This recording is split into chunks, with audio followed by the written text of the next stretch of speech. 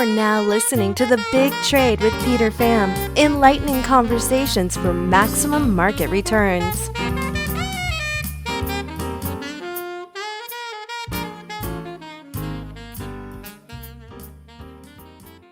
Ron Paul, welcome to the Big Trade series. It's been quite some time, and we've been actually trying to get a hold of you because we wanted to discuss with you so many different things. Thank you again for coming on to the podcast.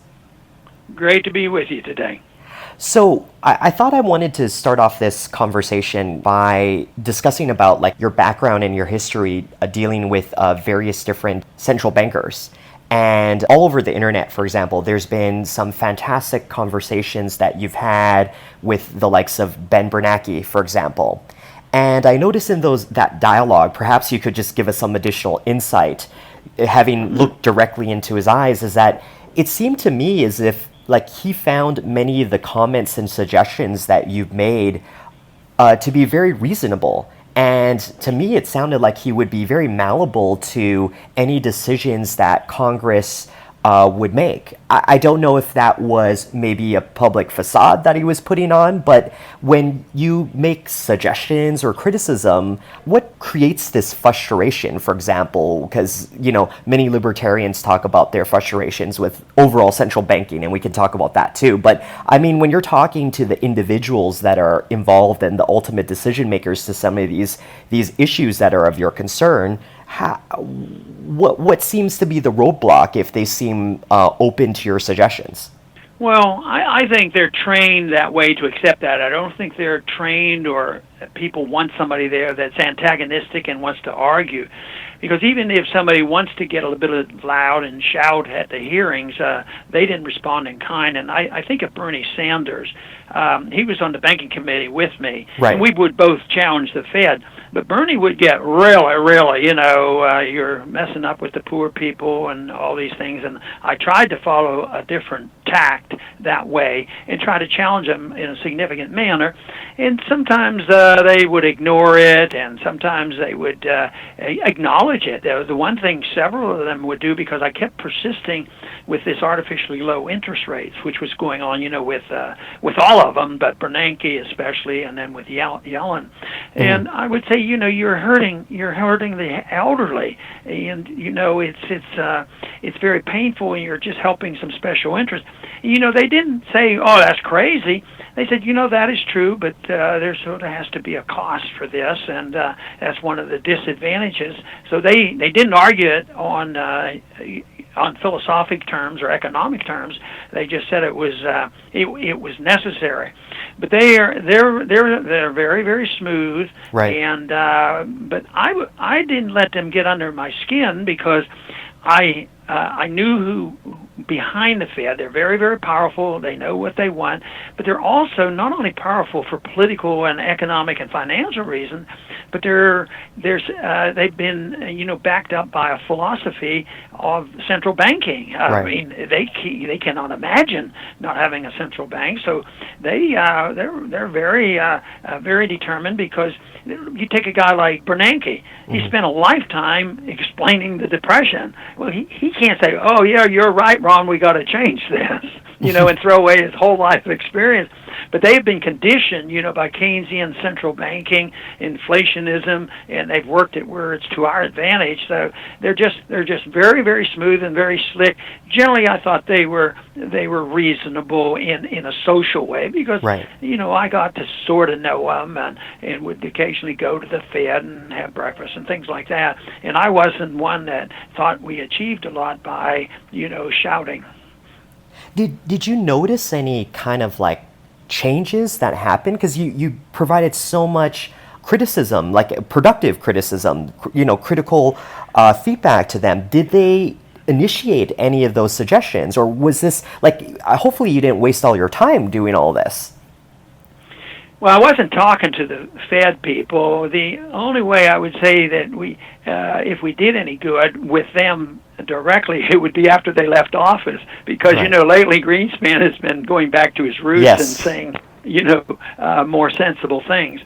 No, I was always challenged in the committee. We got 5 minutes to quiz, And I would get criticized sometime. Well, why don't you ask him a question, let him say something, and have a real debate with him?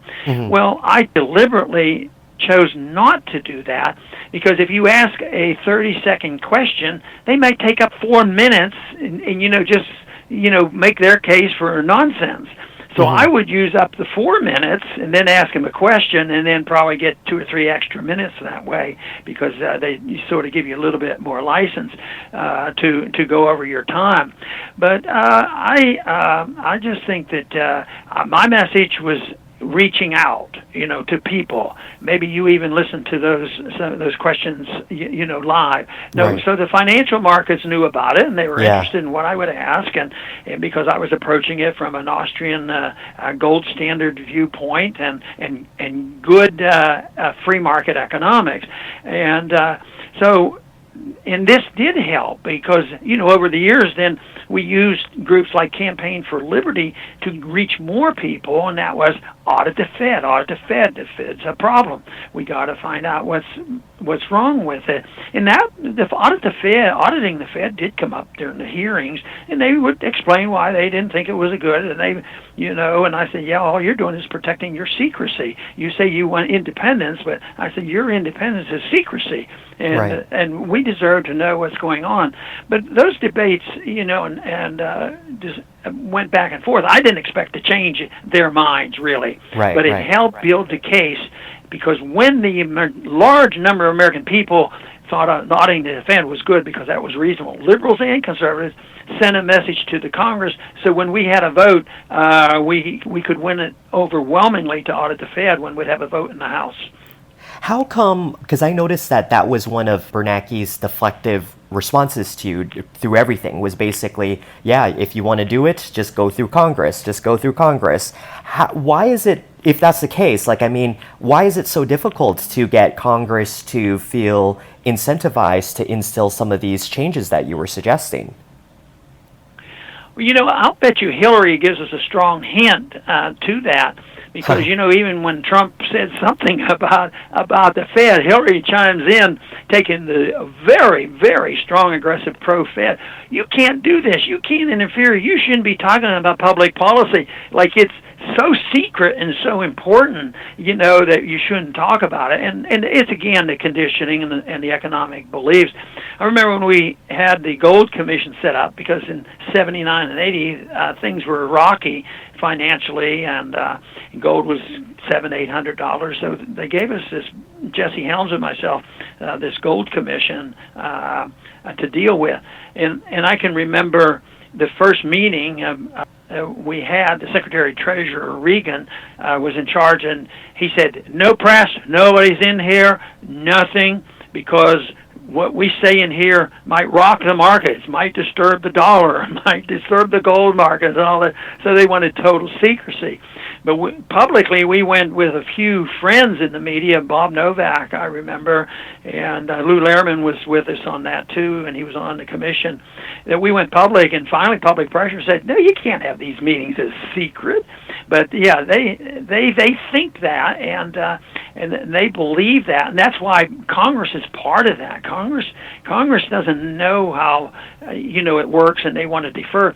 But those who do know want it secret, and they want it quiet, because conservatives want military spending, liberals want welfare spending, and they don't want to tax the people. It would, break the bank. They can't tax us anymore. So they say tax to the hilt, borrow to the hilt, and then print if you need to. So they know that, and that's why at the end of the year, the Republicans and the Democrats have these omnibus bills. They're gigantic, thousands of pages, spending billions of dollars, and a Pelosi or Boehner, they'll get together and they divvy up the loot, and the thing gets passed, and most of the members of Congress can't fight them and don't want to fight them because there's something in there for themselves. And it's a process. The basic flaw is the philosophy of government that the people endorse, and the Congress go along and they use it to stay in power. Right. So do you think this is like an agenda of plutocrats and technocrats to make central banking as complex as possible so that no one understands? That's my first question. And then secondly is, what is it that we need to understand about central banks and why they're so detrimental to free markets? Well, some though, I don't think it's as complicated as they want us to think. I've always claimed I could teach a 12-year-old exactly what's going on and what printing press money is all about and why it loses its value. Right. But it's to the advantage of the special interest that it continues. But of course, I've written books on the Fed and why we need to get rid of it. To me, the biggest problem is the moral issue. The moral issue is that it's legalized counterfeiting on a massive scale never known before in history, that the reserve currency of the world, the dollar, has been free to print and give us a lot of power and prestige over the world, both in being able to pay for our military. At the same time, they continue to take our dollars. So if you believe in a system like that, you have to reject the notion of limited government. And limited government is what is necessary if you care about individual liberty. But most of them don't care that much about that. They're more interested in, power and money. So ultimately, though, the people will wake up because, if you have a Zimbabwe crisis, they know there's something wrong with the money. Right now, I think we're in much better shape than we were 10 years ago. 10 years ago, it would have been just unbelievable that as many people as we have today that are aware that the Fed is the culprit. Even on the business stations now, they talk about, well, the Fed has lost touch. They've lost control, and there are some negative comments out there. Oh, the Fed caused this problem. They kept interest rates too low, too long. And I think that's great because they're pointing to the Fed as the cause of the business cycle, the unemployment, the inflation, and all these things. And of course, if you go to the next step, the big government and the loss of liberty and too many wars. So Right. the Fed is the engine of big wars, and of course, eventually all the poverty we have could mostly be prevented by free markets and sound money. Ron, I noticed that in terms of some of this, the economic paradigm that you have for free markets, that it obviously is related to limited government, for example. And one thing I also noticed that relates to that is the ideas and concepts of things like natural law. And I had a conversation with Doug Casey about natural law as well. And he was actually stumbled by this question. And I just kind of sit here objectively and try to think about it. So one of the components of natural law is do all you say that you'll do. Makes sense, reasonable to me. But the next one kind of stumbles me. Do not encroach in other people's property, for example. When I think about that concept of property, if you notice, say you look at the Middle East, or if you look at even North America, and you look about how, European settlers came in and took over the land from natives, what is property? Because clearly a lot of people are fighting over property. Who lays the claim to the property? That just intellectually boggles me in terms of natural law. Well, the pure thought would be that you can't go into any territory, no matter how primitive the people are, and take their land. Right. And in some ways, when their settlers came here, they tried to make deals and buy land and all, but obviously it was probably pretty ruthless. So it was Exactly. a more civilized group of people taken over from the less civilized. So the perfection is not going to come, and there's probably a statute of limitation which is natural on that. But I don't think I should give up on the concept of natural rights. Some libertarians aren't that gung-ho about natural rights because it indicates possibly even the idea of a natural right might come from a creator. But when I talk about it, I talk about natural right. You're born with it. And to emphasize, it doesn't come from government. And under these circumstances, your life and your property and what you earn should be yours to keep. And there's just some basic rules which are not only do they make common sense, but they're also part of all the great religions of the world. And that is, thou shalt not steal, and you shouldn't lie, and you shouldn't cheat people. These are just the basic concepts. Some people, I remember I had that debate sort of with Milton Friedman once, and I said, if it doesn't come from a creator and it's not a natural thing to have it, he says, well, freedom just evolved, And in some ways, the understanding the understanding may have evolved, but that doesn't mean where it came from evolved. Maybe there's a tremendously natural instinct for us, to be very independent-minded, and you see that in everybody, in a 2-year-old or a teenager. But then there has to be some rules that may have evolved, and understanding the society is better by following this natural instinct of the importance of natural rights, rather than conceding to the government. That we got this, we became free because we finally had a government to give us our freedom. That's the issue that is very dangerous.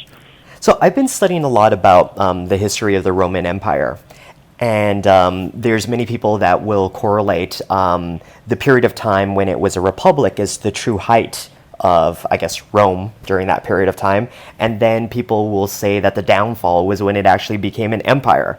I'm not sure if you're following any of this, but I know that many people confuse the definitions of republic and a democracy, and what is it that we can understand about the differences between the two, and what kind of insight will that give when we're observing like the current quote-unquote empires today? No, I think there's a lot of truth to that, whether it's the Roman Empire or any other ones. It's connected very often to militarism, and it's also connected to the debasement of currency. The Byzantine Empire lasted after the Roman system broke up, East and West. The East survived, and they had a sound currency, and it lasted. The Byzant lasted 1,000 years, but then they were doing more things militantly, and they also debased their currency. It was associated with it, and finally came apart. And the same thing happened when the Roman Empire broke. I mean, they destroyed their currency too. So it is related, but I think empire has a lot to do with it. I think of the Soviet system, that was an empire, and they had a lot of territory involved, but they didn't have a sound economic system. It was socialism, and socialism always fails, and it did, and their system collapsed, and we didn't have to fight a nuclear war with them. And I think we're on the verge of that right now, that everybody knows we do have an empire. Some of them think it's very good because we're an exceptional nation, and we will teach them how to be good Democrats and have elections. Unless they elect the wrong person, then we go and kill that person and look for somebody else. So, we're on the verge of that. I believe the morality of money is important, but I think the morality of the people are important too, because if the Roman Empire, if you've been reading about it recently, they also had a significant breakdown of the family system, and that's if you get rid of all management by government, who's going to manage things? And traditionally, certainly in the Old Testament, the tradition was there was a family management, local groups and judges and different things like that, completely different than a governmental empire. So one final question, Ron. This is the multi-trillion-dollar question, is what are some of your upcoming concerns about financial markets over the next several years? Well, the breakdown of the dollar system, I believe the dollar's in a major bubble along with all the bonds, and I think we're precariously close to that rejection. Now, of course, if the Fed came out tomorrow and said, we're in big trouble and we have to start raising interest rates, we'll start by raising at 1%. That could, bring the house down because there's no foundation to our economic system. But it doesn't have to have a Fed action to do this. It will be just a rejection of confidence. And I think we're seeing that a little bit now. Interest rates are going up. The Chinese are not buying our dollars anymore. They're selling, and other nations are doing this, and that means there'll be more pressure on our Federal Reserve. And finally, confidence will be lost, and people, just like we know, they rush to the exits when the stocks collapse. The same thing will happen with the bond. The bond markets are bigger than the stock markets, but I think it'll go together. Confidence will be one thing, and I don't think we will be the kingpin. I think people have finally had it with the United States because we have, we have our troops in 120 some countries, and we're very bold. We are not humble, and we tell other people what to do. We have a foreign policy which says you do as we tell you, and we'll send you lots of money. If you don't, we'll bomb you. What happens when we can't send them any money, or send them money where people have rejected it? So I think it'll be the bursting of the bond bubble, along with the devaluation of our dollar, and the stock markets will go down, and then you will also see price inflation in this country as well. Thank you, Ron Paul, for coming on to the Big Trade Series. I hope we can have you come on sometime in the not-too-distant future. Very good. Thank you. Nice being with you. We hope you enjoyed this mastermind session. If you'd like to contact Peter Pham or Phoenix Capital, please email info@phx-cap.com.